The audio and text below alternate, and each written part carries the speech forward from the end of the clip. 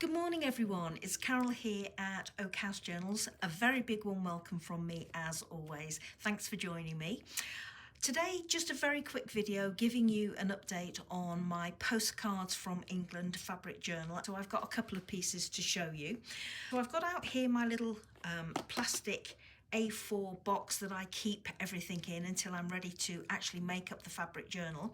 This piece on top I'm using really as a dust cover, but it's a piece that I did years ago, and it's a piece of crazy quilting using gold work, and it will at some stage be made into a journal cover, and I'm hoping will look a lot better. So it just needs turning in down the sides here and along the bottom. So I'm hoping it will make quite a nice rich journal cover at some stage in the future, but for now it's just a dust cover.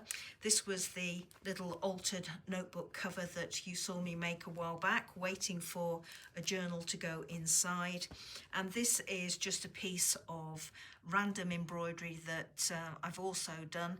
A couple of layers of fabric, definitely some muslin on the back, and as I'm hoping you can see, I've done some camphor stitching in a grid shape in the background, and then I just did this pear in seed stitch, and that's what it looks like on the back. So anyway, I digress. But here in this little box, I've shown you all these before. These are the little pieces that I have already stitched to create my fabric postcards from England journal. So I'm not going to go through all these again because you've seen them all, and you will also see them when I actually make them into postcards and pop them in my fabric journal, and that is still to be made. So still quite a lot to do on this little project.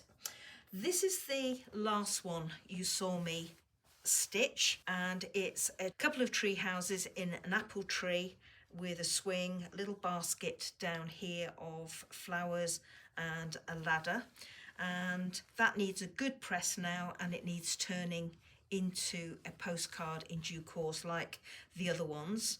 The others are just pressed in place. This is obviously in need of pressing, and then I will sit down one day and have a good old session turning them all into fabric postcards. So that one is done and dusted, and this one is the one that I plan to do next, and as you can see, it is almost finished. I've just got a couple of jobs left to do.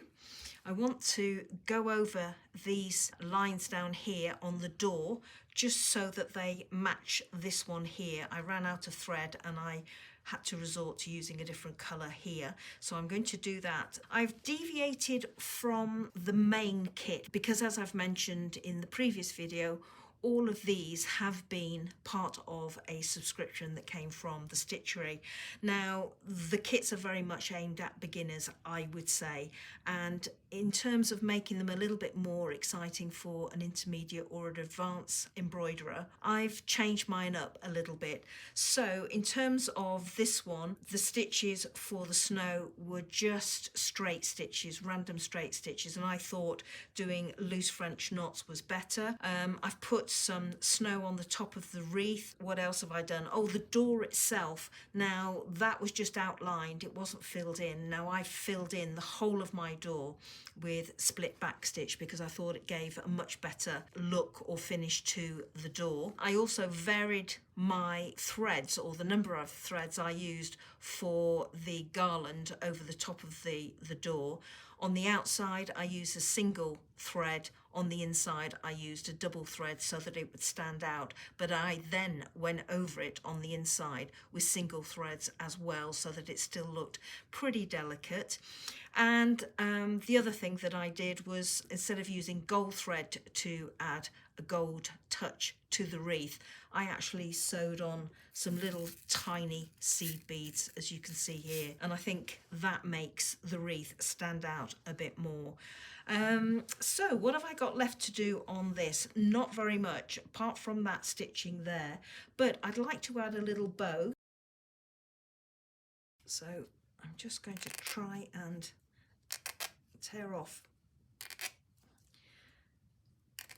a strip of fabric like that. Let's put these bits to one side, I'm just going to fray this edge here so that it matches. Don't need to fray too much, just enough to give a bit of interest. Now I'm not actually going to tie a bow. I'm going to just flip my pieces over like that and like that, and take one piece over the back like this, bring it over to the front, and just try and get both of the ties as even as I can, like that. So I've just made a loop and crossed them over, taking this bit, and I'm going to take it round the back and over the front like that, just to try and create a little rustic bow. A bit fiddly because it's small. I'm just going to put a little quilter's clip onto that, just to hold it whilst I thread up a needle with some white thread. So I've just got a single strand of DMC thread, quick quilter's knot in that. All I'm going to do is just put a little stitch in the center of my bow, working from the back to the front, tiniest of stitches, maybe a couple of them, just to hold my bow in place. Very, very simple. And I'm hoping that will do the trick, like that.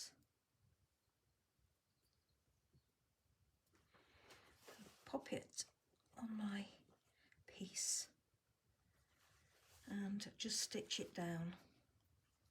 I'm not liking how this one is looking. I might have to trim those down a little bit more.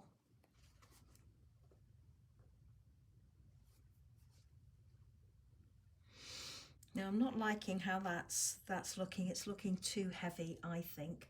So let me see if I can find something in my stash. I've got a tiny organza bow, which I think will look better on there because it's more delicate. So I'm going to dispense with this one after all that faffing. Pop that to one side. Let's clear the decks. So again, I'm going to just use this single strand of DMC thread. I'm going to put another quilter's knot in the bottom of it, or at the end of it, and go through from the back to the front. So I'm just going to skewer it in the middle, make a little stitch, position it where I want on my piece, which is, I think, just about there. So I'm going to go through to the back